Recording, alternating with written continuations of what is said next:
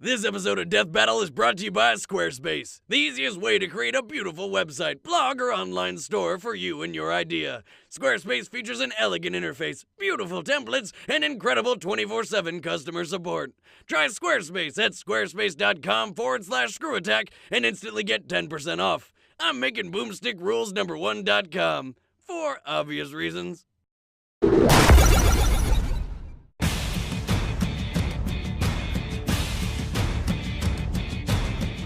Throughout Death Battle, we've seen all manner of weapons and abilities, but these two combatants command the very earth around them. Gatta of the Desert. And Toph Beifong, the Blind Bandit. He's Wiz and I'm Boomstick. And it's our job to analyze their weapons, armor, and skills to find out who would win a death battle. Gatta of the Desert is a short, skinny, pale stick of a kid, but he's also one of the deadliest shinobi in the world. He looks like a member of Green Day. Gatta is the son of the 4th Kazekage, leader of the village hidden in the sand. Born prematurely at the cost of his mother's life, Gatta was destined for a childhood of depression and loneliness from the get-go. Not even a minute old and already has a kill under his belt. Though, technically he had a little help. Because, you see, as he was being born, his father was like, "Hey, you know what would be awesome? Using ninja magic to seal a horrible monster in my son's belly to turn him into an ultimate weapon."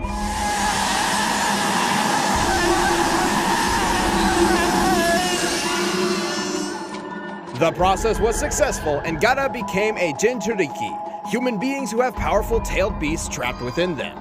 Gatta's beast was Shukaku, a giant tanuki with power over sand. Oh, I want a tanuki as a pet. They're so fluffy and adorable, you just want to hug. Holy shit, what is that? Shukaku loathed humanity, and at first, Gatta had difficulty controlling the monster's rage, accidentally hurting others. As such, he was shunned by his own people, forced to live a secluded life. Well, yeah, I mean, he's got a goddamn tummy monster. It's not like Pepto-Bismol's solving that. Convinced his only option was to fight and care for only himself, Gatta became a ruthless killing machine. But it's not all bad. Having a digestive desert demon gives him control over all things sand. He can wield it as a weapon using his mind to trap and crush his foes. Oh, and he can also use it to frickin' fly. How the hell does that work? He can mentally adjust the density of his sand, whether it needs to be lighter than air or stronger than steel. He can even use it to stop bombs powerful enough to wipe out an entire village. He can control any sand in his vicinity using his chakra, a spiritual energy shinobi access for superhuman abilities, such as walking up a tree. This guy is like the ultimate emo kid. But I'm not gonna give him too much crap, because he can use existing sand to crush the ground around him for even more sand.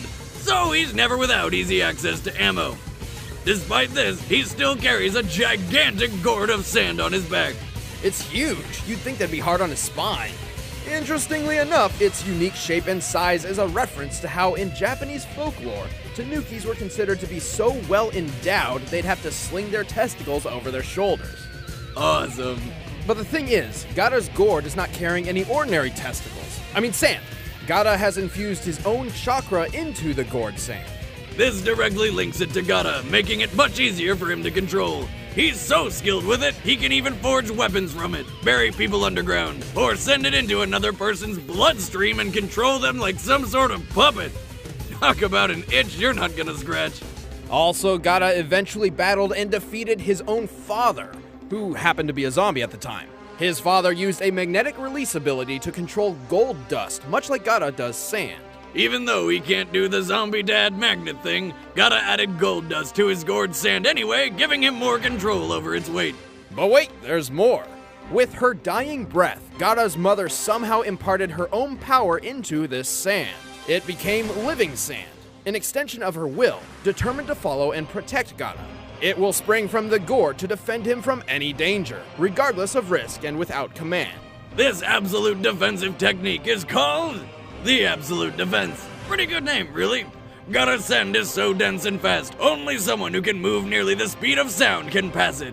Gala can also use everyday sand to create defenses such as his sand armor, which encases him in a shell to soften blows. Unlike his automatic absolute defense, the sand armor is self-created and requires a large amount of his chakra to maintain. Gala's skill with sand is only limited by how much chakra he's got left in his system. After running low, he could tag out and give Shukaku a turn fighting, until a group of crazy people literally pulled the sand monster from his body for good. That must have hurt. It's gotta be like twice as bad as the night after Chipotle. He died. Oh, the same then. Turns out losing Shukaku was actually a blessing in disguise. After being resurrected, Gaara spent some time reevaluating his emotional roller coaster of a life. Inspired by Naruto Uzumaki, he began to truly understand compassion. His attitude changed, his people began supporting him. He even commanded the allied shinobi forces during the Fourth Great Shinobi War. And, like his late father, Gaara also became a zombie? Kazekage. Damn! Well, even non-zombie and missing Shukaku, Gaara still retained his powerful chakra and skill over sand. In their fight, Gaara was so powerful, his father mistook him for Shukaku itself, despite the sand monster being long gone. Gaara is stronger and smarter than ever, all thanks to his mother's love. I miss Mama Boomstick. Few can withstand the overwhelming power of this sand shinobi. Or Mama Boomstick's cooking. Hey! You're uninvited to Thanksgiving. I never was. Exactly.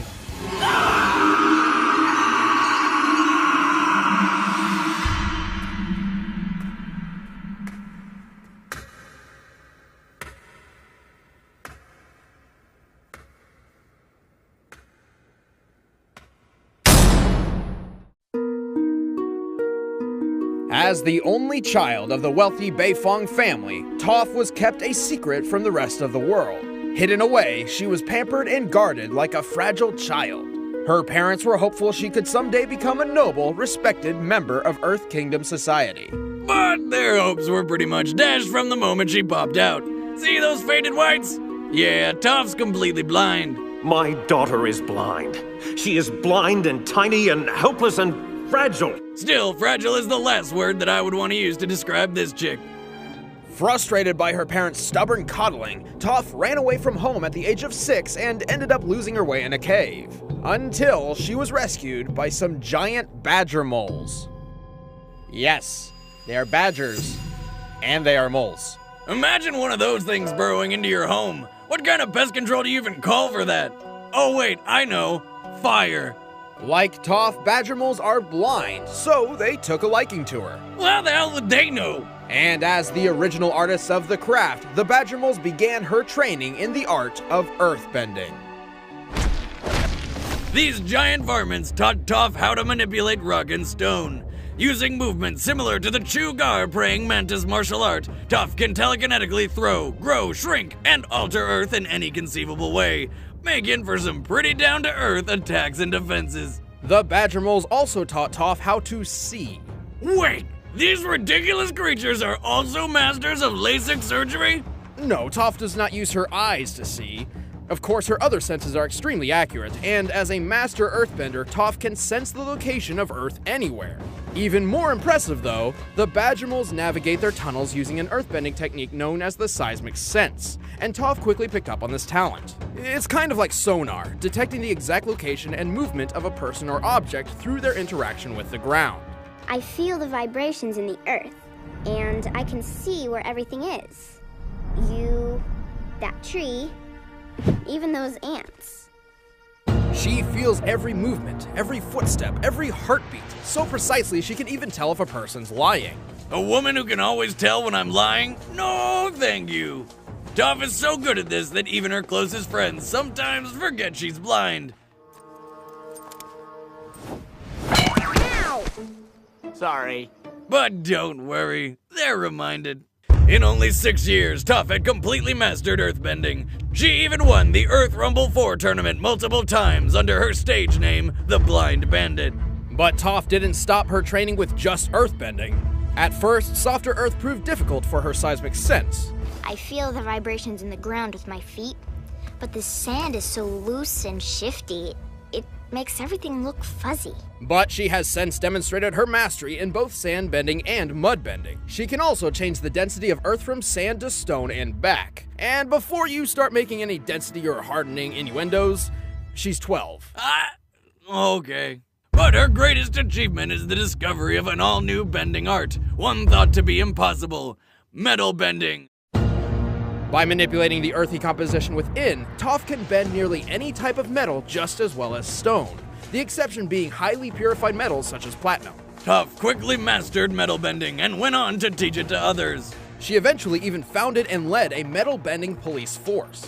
And that's after conquering Earth Rumble 4, holding up a building the size of a castle, defeating an entire army almost single-handedly, and dueling King Boomy to a standstill. And that guy's conquered an entire hostile city by himself. Even in her old age, Toph was capable of going one-on-one with a new avatar, and her seismic sense could locate people across the world. She knows when I've lied and where I've been. Women should not have these powers. I am the greatest earthbender in the world! Don't you two dunderheads ever forget it!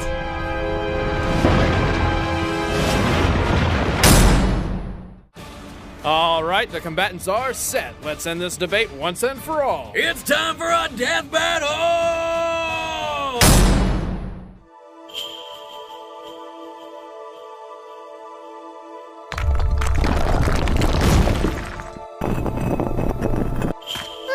Talk about a rough ride. You do not belong here. This is sacred ground. Leave. Oh yeah, tough guy? Make me. Forward!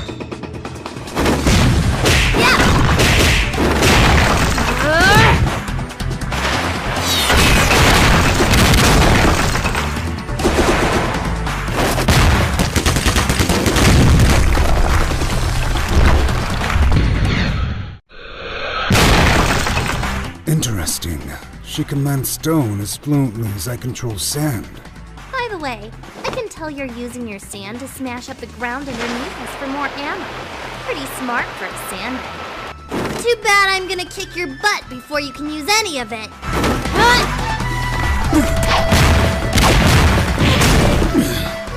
I can't underestimate her.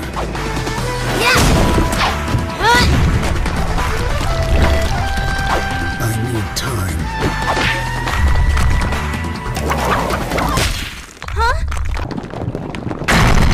Whoa!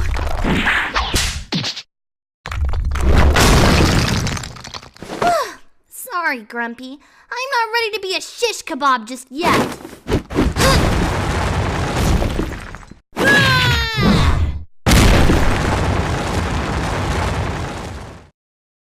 Come on! Are you really that scared of a little blind girl?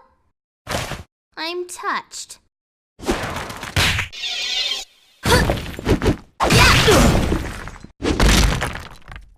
Your eyes.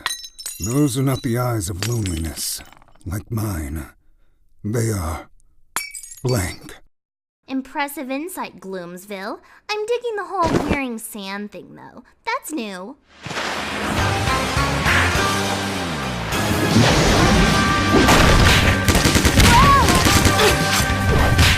Hey, no fair! You need your arms to control the earth. I will remove them.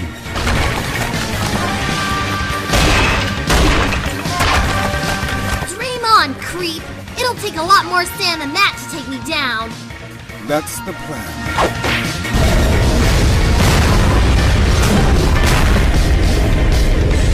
Oh, crap.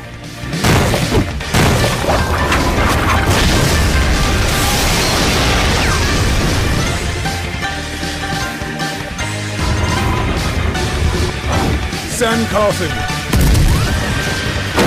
Sun burial.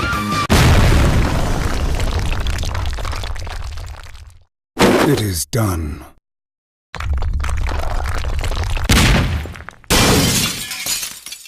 Jeez, I almost felt that. That's impossible. You kidding? Pay attention, Sandy. I'm about to school you.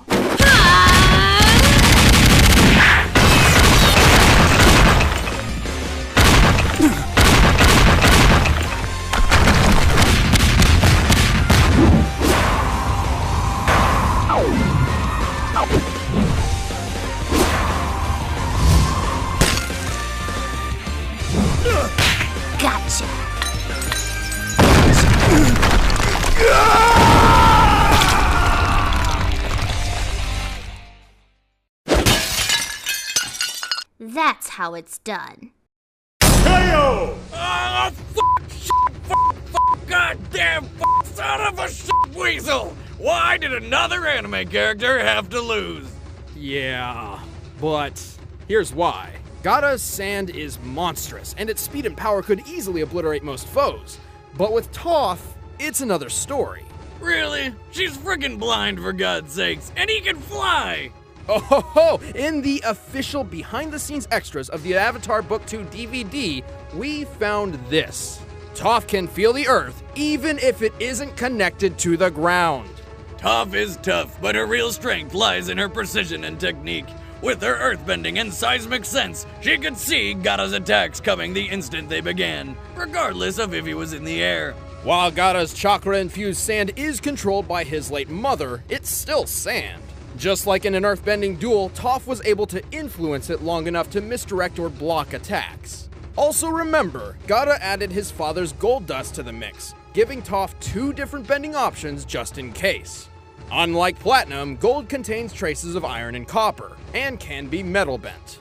To top this off, Gaara keeps himself covered in his sand armor, so Toph could always sense where he was. And it's specifically stated that the sand armor uses up large amounts of Gaara's own chakra, not his mother's sand.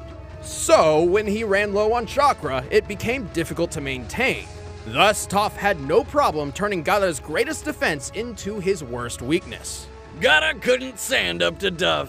I know you're floored. I really ground that one in, didn't I? What can I say? It's my earthly delight. The winner is Toph Beifong. No need to gravel about it. Can't we just bury the hatchet? I'm out. Next time on Death Battle.